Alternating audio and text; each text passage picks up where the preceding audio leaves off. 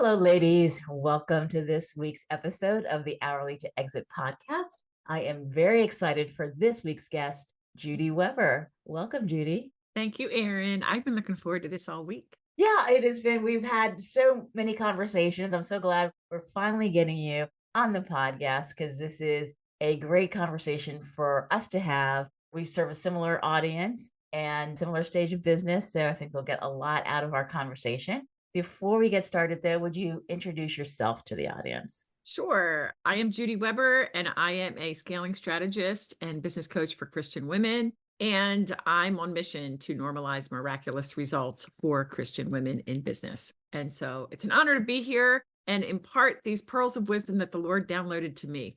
And I love it. I love that we were both attorneys. So I know we're going to be Yes, talking about that. we And are. I have to start right out of the gate, Erin, and say that I think law school is a beautiful precursor to entrepreneurship. So I'm happy to talk about that. Yeah, well, we can start there. And I will say, as everyone can tell, and we'll talk about this, your offers as well, that Judy is a very joyful person. It'll come up again and again as we have our conversations. It is so apparent right off the top. And so it's funny that you mentioned that about law school because so many lawyers come out without a single entrepreneurial bone in our bodies, right? And the way we bill still, I mean, who is the dinosaur of the unscalable business model? Like who's kind of hanging in there? The BlackBerry of the business models, right? We love our Yeah, Blackberries and we love our hourly I billing. love my BlackBerry. Please come back. Oh, I love my BlackBerry. I mean, I probably had the last one. I have a friend, law school friend, and she bought multiple ones. And Oh, she would yeah. just like go, she had her guy who would just keep patching the same one together until finally, like it was just not being supported anymore. I mean, she Yep. might have had the last BlackBerry in the country, I think. Yeah. But yeah, you have made the switch completely, I think, from lawyer to entrepreneur. I am kind of in the middle. We're And so, getting there. well, Yes, ma'am. tell us about your journey from kind of making that switch and how it worked for Yeah. you. I just want to say that, and I teach my clients this. I say, you know what? In law school and 20 years as a trial lawyer, I learned how to think strategically to win. Mhm.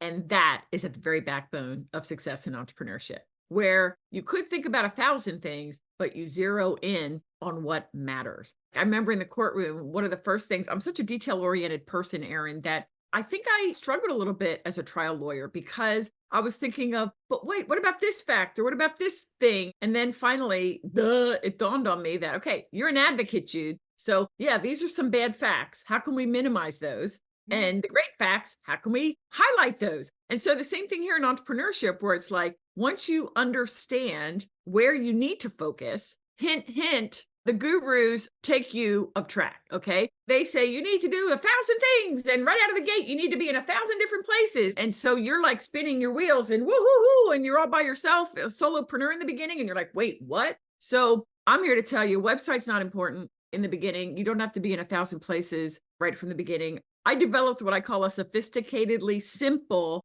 business model built on the 1-1-1 principle. And that is one offer. That's your 100K offer. That could be your 7-figure offer. And you have one best client and you give them one big transformation. And that is really where we need to focus. So we think strategically to win. What does my best client need? First, who the heck are they? What do they need? What are their problems? And how am I going to solve them? So the way I think is exactly what we learned in law school, Erin. Wow, that is amazing. That is great. I love that. Well, one of the things that you mentioned was that websites are important and doing all the things. I mean, it brought to mind whether or not you're in your zone of genius versus in your zone of competence versus your zone of incompetence. And I think when we're soloists, especially, we spend a lot of time outside of our zone of genius, right? Because for me personally, I'm not a marketer. So when I'm doing marketing stuff, I'm not in my zone of genius unless it's sharing my expertise. But if I'm trying to figure out how to work LinkedIn, or I'm trying to figure out my newsletter cadence and things like that, I'm 100% in my zone of incompetence. And so figuring out how to kind of do that one thing, that's the most important thing, is a challenge for Mm. all of us, honestly. Yeah, but can I say something? In Mhm. love, I'm going to coach you right here on the spot. Can we do that? Because Yes, please. I they always don't think of these as free coaching. That's why I love doing the podcast. Well, to serve, so I'm going to serve you up, and that's going to serve everybody listening. Okay. So you said I'm not a marketer. And so I used to think that too. And I have many clients that say, I'm not a salesperson. Don't you dare call me a salesperson. But hang on a second. What we think about is what we become. And so the thought, I'm in my zone of incompetence, while I appreciate the concept, and I think that's like a sophisticated, like a smart brain came up with that, right? But that doesn't serve you to say that you're in your zone of incompetence. How about we switch it around and say, you know what? I'm growing as a marketer every day, because we need, especially as a solopreneur, we need to learn how to market. We need to learn how to sell. It's like, you're smart, you know how to market. It's just that we don't have maybe the focus. We don't know where to focus, because we have this person over here saying you got to do this. And then we have this person over here saying we got to do that. And we're, as you say, trying to figure it out on our own. That's the value of a coach, to say, I've got this process, and jump in, and you won't be having to get on that treadmill and tire yourself out to exhaustion. Last thing I'll say to wrap all this up, this is going to be the nugget of gold. If you get nothing else out of this episode, ladies listening, this is what it is. Success is a result of who you believe yourself to be. And I'll tell you, as a smarty pants, and I don't mean to tote myself up, but I was always the one at the top of the class. I didn't graduate number 1, but I was always in the top 10. I wanted to excel. I studied my butt off, and I was a straight A student. But as I thought about it, it's probably only because I considered myself to be a straight A student. I was scared when I went to law school. I said, oh my gosh, I've been a straight A student. I don't know that I'll get a law review at Villanova, but I did, by God's grace. But when you believe that you are a 6-figure entrepreneur or a 7-figure entrepreneur, and it feels really weird. The first time I heard that, I hated it. They're like, pretend you are, or think like she does. I'm like, I don't even know what that means. But I'm here to tell you that the how isn't as important as the who. Who am I? And you are an expert. You may not be an expert CEO yet, but you're on your way to that. So keep the eye on kind of where you're going. Mm-hmm. Very nice. I like that. Thank you for that. I needed that coaching. I will just check not in the mail. Thank you for the free coaching.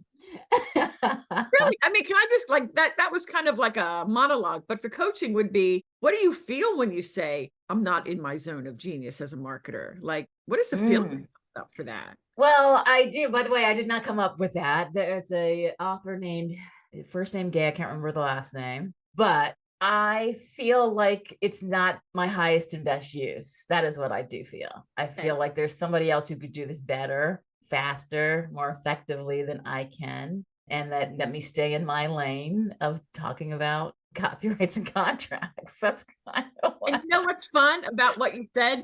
Those are, for the most part, thoughts, not feelings. Your thought is, somebody else can do this better. And I'm here to tell you that nobody knows your business like you do. Nobody knows your best client like you do. So I will say that's like a thought error. But what is the feeling? If I would think to myself, I'm not a marketer, and if I were about to do marketing, I would feel unqualified, confused, right? Mm-hmm. Is that? Yeah, I would say overwhelmed wouldn't be the word for it, but kind of treading water, maybe.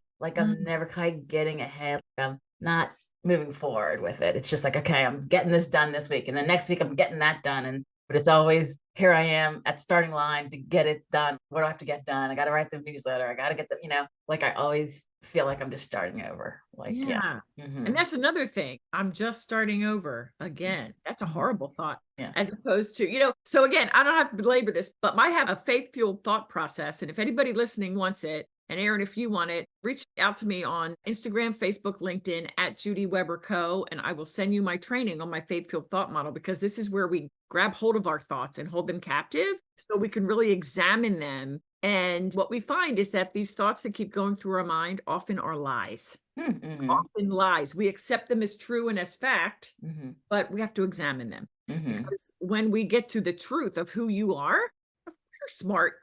Yeah, you went to Harvard and you got into the yeah. I don't feel like I'm not smart, but I feel like, is this how I should be? Or something to have a strategy, right? And then to execute it. How much of that should be me versus somebody else? There's someone who is less expensive than me, to put it that way, than me to be project managing some of these things to get them. And I would say, yes, you get to a certain point. The last thing I'll say this, because I think this is really valuable for everybody listening, that I may differ from a bunch of business coaches out there. But I think in the beginning, when you're in the trenches, the clarity that only you, through power thinking, there's the lawyer sitting and thinking, the clarity you get as to who your best client is, only you can really get to the depth beyond the superficial level. She's up. Okay, but what problems is she dealing with right now? How does she think? What does she think about you as an expert and your whole industry? And what is she really looking to solve? All those things. So if you want that faith-fueled thought model, that is the key. I will tell you, mindset, I poo-pooed it for years, Erin, and it slowed me down. I'm like, look, I'm a doer. So yeah, la, what I think about, who cares? I want to get it done. And when I finally slowed down and listened to the coach, I invested over $250,000 in the last 7 years in coaching. So let me tell you, I don't look at it as a waste. I grew so much, but it's the mindset that's going to be, it's going to take you to whole new places, Erin. Yeah.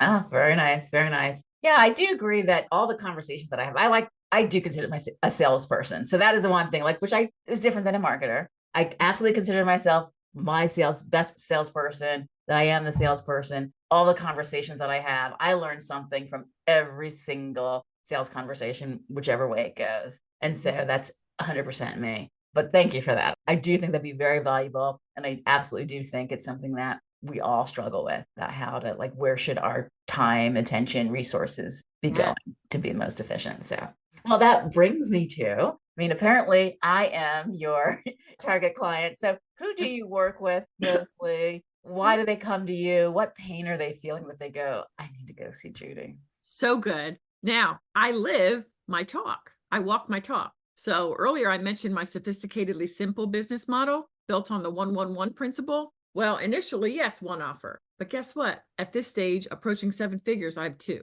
So I have my Joyful 6 Figures Accelerator, helping women get to their first 100K year. And then I work with other ladies at 6 or multi-6 to get toward the 7. That's my Joyful Scaling Mastermind. So the pain points for the Joyful 6 Figures Accelerator is exactly what we're talking about here. I'm smart, I've been an expert, I'm a professional, or I've been a corporate person. I've got expertise, and now I want to say bye-bye to working for somebody else and jump into entrepreneurship. And I know I thought the transition would be super easy, and it wasn't, for some of the reasons we just talked about. So that's their pain. And my solution is through my 3-step process. It's simple 3 steps where it's focused. And I'll tell you what they are. First step is the right offer framework. Create your 100K offer, making 3 simple decisions. And that's it. But that's where we go. And it's your best client. Decide who that is very clearly, very specifically. Next is, what's the transformation you're going to provide, the major transformation. And third, what is the container, like the price, how long is it, and kind of how is delivery. That's the step 1, the 100K offer. Everything flows from that. Then the next is joy-infused marketing. Marketing should be fun. It shouldn't be a drudgery. And when we're staying focused, it can be. And then the third part is ethical selling. And I just talked last week on my Joyful Business Workshop, I talked about how it is servant leadership intersects with buyer psychology to really do selling in a way that feels good. So that's my accelerator to get to your first 100K. Briefly, my mastermind are for those already there. And so there we focus on the breakthrough strategy as the first scaling strategy. So we're really looking at the marketing and the sales and delivery to refine everything that they have going on to make sure that you're ready to really scale, meaning you're not necessarily selling one-to-one. At that level, you're selling one to many. It's a little bit of a different selling.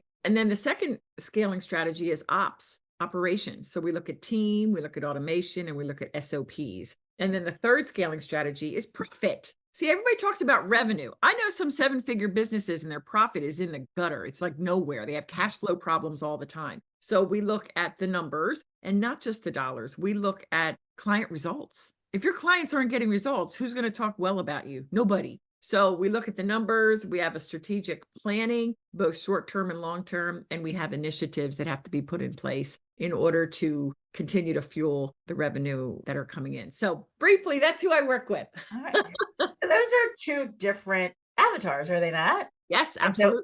So you started, which one did you start with, and how did you add the second? Yeah, I will tell you, I started with the mastermind because you may have heard of my podcast that I hired a $75,000 coach, and she's like, start high, not low. And I get that. But I will tell you that my accelerator, look, there's more women getting to their first 100K than there are women that are approaching 7 figures. So I've decided, because I get to, as CEOs, we get to decide. I've decided that I'm focusing on the accelerator more going into 2024 because there's so much of a need there. And when my clients there get results, then they graduate up to the mastermind. Mhm. Right. Absolutely. Absolutely. And so do you fish in the same swimming hole for both programs? Yeah. I mean, Yeah. Okay. it is basically the woman, she's at a different stage in her business. She's Hmm. smart, like you and me. She's a go-getter. She's not afraid of hard work, but she's tired. I tend to attract women in their 40s and 50s and a little bit in their 60s because that's who I am. And so they kind of resonate as opposed to hiring a business coach that shows her,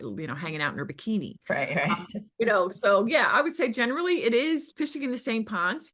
Okay, excellent, excellent. All right. So one of the things I noted that you talk about building a sustainable business. And so sustainable is, I think we all have different definitions Mhm. of that term. What does it mean for you and how do you help your clients build a sustainable business? Yeah. I mean, whether you're again in the earlier stages getting to that first 100K or you are beyond it, now you're ready to scale and really take it big time. Sustainability to me is not working all the time. Right. And so when you get past six and certainly multi six, you have to have a team. You cannot do it alone. I mean, I Mhm. would be lost. There's no way I could do what I do without a team. But again, sophisticatedly simple business. I do not want 5 different departments with 30 different employees. That's not me. I have a director of ops, I have a social media selling strategist, and I have a social media creative strategist, and then I have an admin. So we're a very lean team. My niece is my accountant. So again, there's 5 people on our team, but you need that help in order to make it something that can operate without you. Mhm. So I think in the earlier stages, sustainability is about focus and clarity. And later on, sustainability is about not doing everything yourself and creating systems and processes so that you can, like me, I'm 2 miles from the beach, so you can go hang out on the beach. How perfect.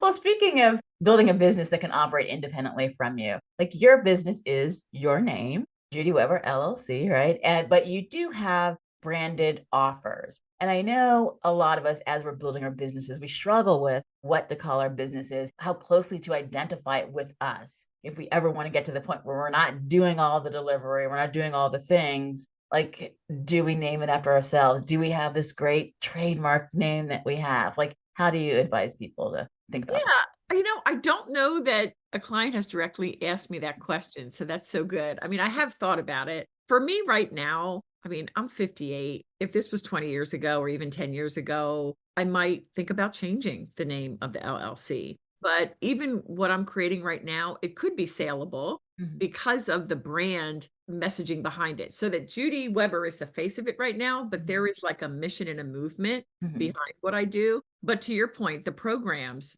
definitely need to be results oriented and really speak to, on an intellectual and an emotional level, it needs to speak to your best client. I know so many times we grapple over that, but it's so funny because what I've learned from coaching, the coach that taught me the most with the whole mindset thing is that, you know what? You need to fall in love with your program. And you could call it Jack Sprat or you could call it something else. Like really, it's you and your belief about it and the way you talk about it that matters more than calling it something cute and creative. So sometimes cute and creative can cause confusion, which is not Yes. a good thing.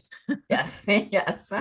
That's definitely something that many of us will learn the hard way. Like, that's very clever, except I have no idea what you're talking about. You For know? sure.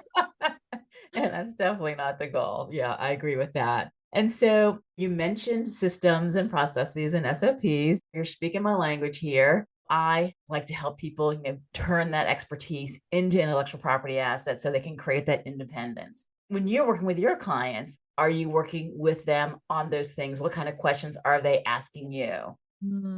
Yeah, I always am talking with ladies. Some of my ladies that come into the accelerator, they're at 50, 60, 70,000, and they have an offer. They just wanted to refine it. But a lot come in the earlier stage. Some that just joined in, they're basically just opening their doors. And I say to them, and it blows their mind, what is your method? Even if you're one on one, you have a Mhm. method. What is it? I don't know. I don't really accept that as an answer in love. I smile and I say, you do know. You get your clients' results, right? Yes. Okay. So how do you do that? Here's where they are when they come in. And they may come in slightly different points, right? Like I just said, my accelerators, sometimes they come in brand new, sometimes they come in 3 years into the business and it's just not working, whatever. But generally speaking, where are they coming in? and what's their before, and then what's their after, and then what are you doing to get them from point A to point Z? And so I make them power think. And they hate it in the beginning sometimes. There's some like resistance. But then when I say, okay, great, and what tools and what cool name can we call that protocol or that process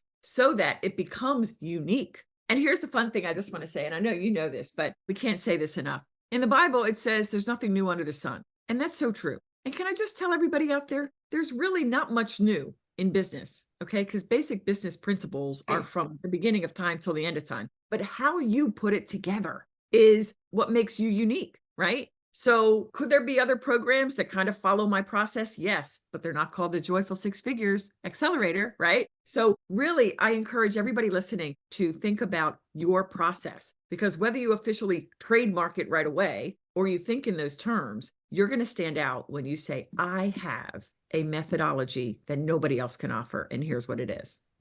Right. Yeah. So many people will ask about the protecting their methodologies and wondering if it has to be completely unique. As my question came up during a workshop I had a couple of weeks ago, like, well, what is original? What does that mean? It doesn't mean it's like this thing that nobody ever thought of ever before. Like, oh my God, mind-blowingly innovative. It just means it's your own original expression about, it could be the same old tired ideas, frankly, because as you mentioned, there are no new ideas, but how we filter them and how we use those ideas to deliver results for our clients, that is original to us. If it's from us with our own unique spin to it, by unique, I just mean not copied from somebody else, that is how we create that. One, we create new assets that we can protect, hopefully, with copyrights. And we help to create our unique positioning and our brand. And so you have to have something that distinguishes you from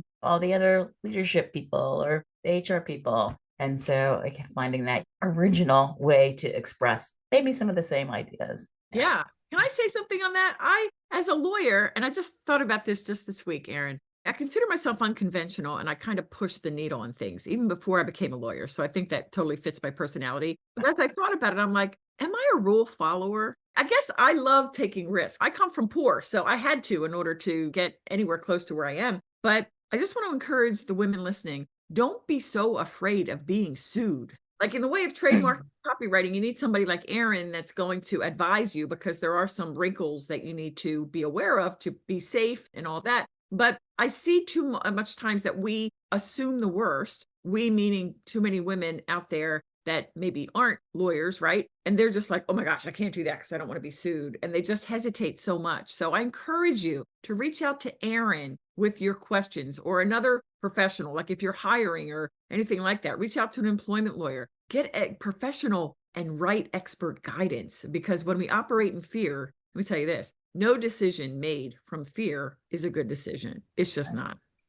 Do you find that that's something, I mean, I don't know, you don't work, do you ever work with men or? As a lawyer with my lawyer hat? Well, no, with your current offers, is it all women? Oh, yes, it's all Yeah, women. yeah, okay, yeah. But I'm wondering, like, generally, if that is something that operating with fear and being afraid to take risks, is a general of fear of risks, is that something that is unique to women and is something that you need to really kind of help them with? I mean, I know men have fear of risk too, but is that more come out more with your female client? So I think the Lord made us to be such givers and we just want to serve. I've never met a woman, even a 7-figure woman, who said I was in this thing for the money. Like that's why I started. They're saying I want to help, right? And so they're givers. And so they have this heart to serve. And I'll tell you, sometimes, especially in Christian circles, there's almost like this guilt about getting paid for it. And I'm like, wait a minute, can I just ask one thing? Why do you not have any problem, and they don't, taking a paycheck from somebody? But somehow when you're charging for beautiful expertise that's helping someone, why do you have any guilt around that? They're getting value, you're getting value. You know what I mean? So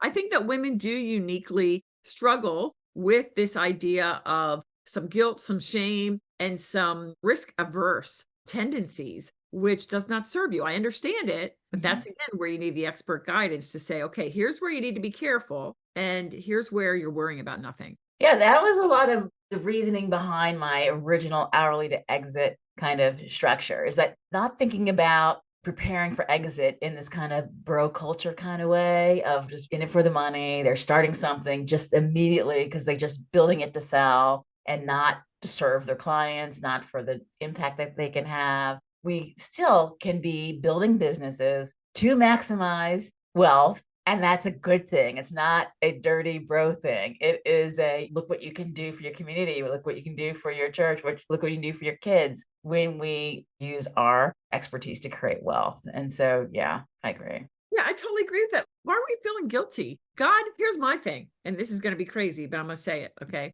I believe it's a sin when you play small. Okay. There, I've said it. And I Mhm. said it before. And the first time I said it, I kind of felt funny, but the more I say it, the more I believe it. Why? Real quick, the parable of the talents. Go look that up, Google it. Okay. So what happened? The master, who's really God, had given different people different amounts of talents. He gave somebody 10 talents, somebody else 5 talents. And the one, he gave 1 talent. When he came back, the one that had 10 doubled it. The one that had 5 doubled it. The one that had 1, he goes, oh, here it is back again. Here he buried it. And he goes, I was afraid. And what did the master say? Get away from you, you wicked, slothful, that's lazy servant. So to me, it's like he's saying, I gave you this. And instead of doing the scary, bold, courageous thing and going out and trying to make more by serving and doing something with the talents he's given you, you buried it. That's like a mindset shift. The enemy would love to help you believe, oh, you better sit down, you better shut up, you're being self-ambition. No, we're in this to serve.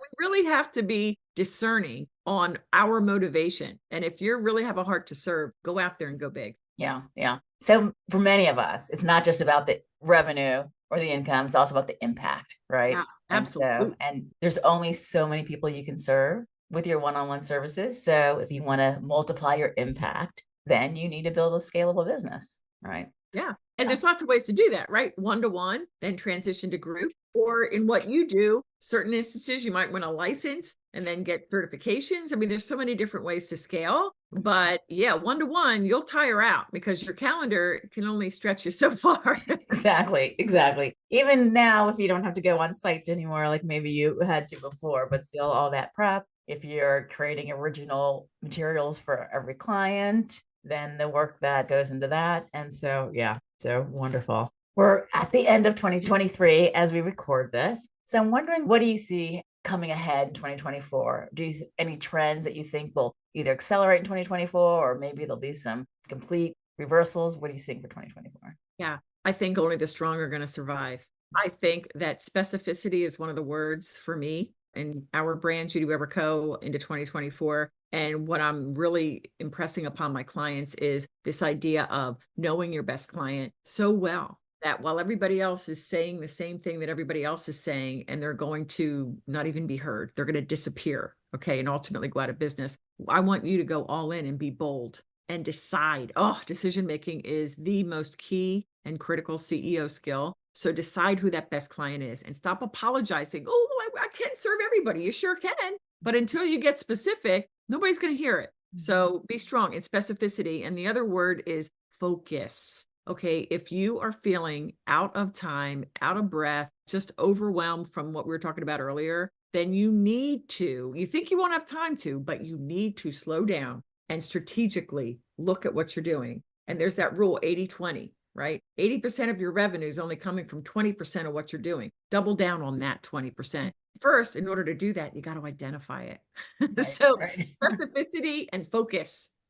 I love that. I love that. It reminds me of in fiction, although, I'm one of these aspiring great American novelists. Someday I'll finish I one. didn't know that. But yeah, but when you know your character in fiction, you start with your characters, right? Because once you know your characters really well, like what they say comes naturally. Like if you start the other way around, it's very hard to move the story forward. But when you have these characters and you understand like what their fealties are, what their hopes and dreams are, then it kind of naturally occurs. And same thing with knowing who you're serving. When you know who you're serving, then you know how to talk to them, what they're thinking about, how to help them. And it makes everything easier. If people wonder about what to write about, for instance, like, oh, I can't do a newsletter. Well, if you know your client well enough, you know exactly what to write about because you know how you can help them. So, yeah. That's right. I can't underscore that enough.